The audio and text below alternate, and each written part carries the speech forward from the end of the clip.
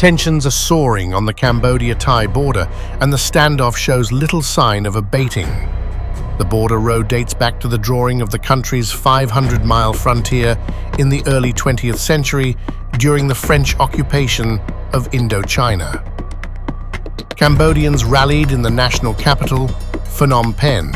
in support of the government.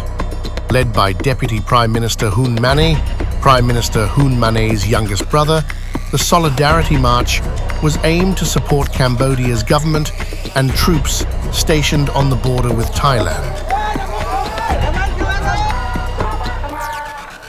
ខ្ញុំជាពលរដ្ឋម្នាក់ជាយុវជនម្នាក់ខ្ញុំមានការសប្បាយចិត្តហើយមានការគ្រប់គ្រងរដ្ឋាភិបាលយ៉ាងខ្លាំងដោយសារតែឃើញថារដ្ឋបាលយើងមានការដោះស្រាយទៅលើ